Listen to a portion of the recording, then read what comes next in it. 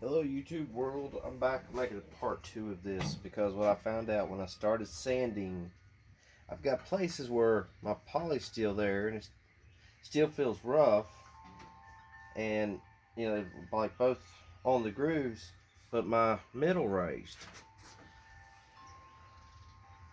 And I have no idea because I actually ran this through the planer.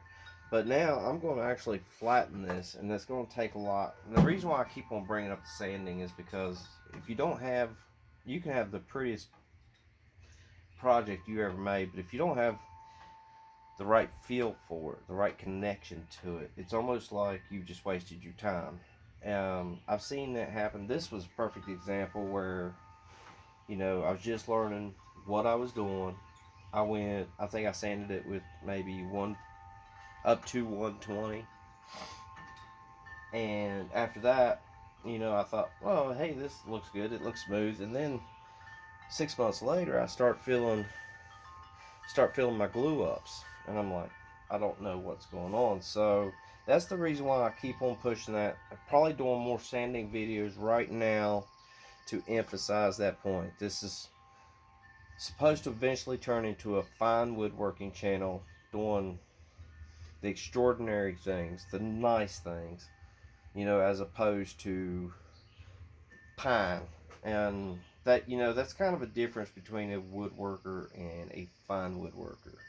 Your fine woodworker will use the joints, the dados, the uh, dovetails. Whereas your woodworker, they go for the simple stuff to throw it together. Yeah, it looks nice, may even last a long time, but the care and technique is still not taken into each piece. When you're doing fine woodworking, you have got to tell almost a little bit about yourself when you're in that piece. That's why you take your time. A fine woodworking piece can take 3 to 4 times longer, sometimes even 5 times longer, depending on the piece, than just a woodworking piece. So when you get take this table for instance, you can throw this top together in a day. No big deal. But if you want it to be fine woodworking, you're taking a few days and sanding this thing. You're making sure everything's good, everything's smooth, or at least several hours. Usually I try to come back.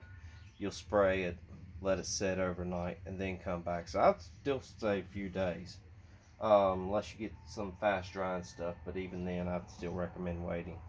But that's going to wrap it up for this. Like I said, you've got to watch for the unevenness, like I have on here, and try to get it down straight. Now I could probably, if my planer was big enough, I could probably run it through the planer again, but I'm not going to. I'm not going to attach it and everything. I don't think it's big enough anyway. But that's all we're going to talk about today. Just the sanding. That's going to make your projects great or just blah.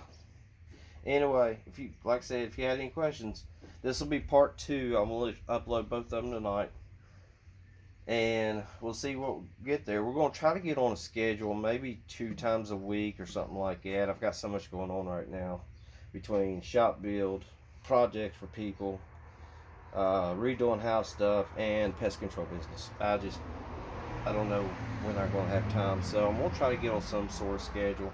Let me know what days you guys think I should do this, or even if you think one of these days we might do some live streams or anything like that.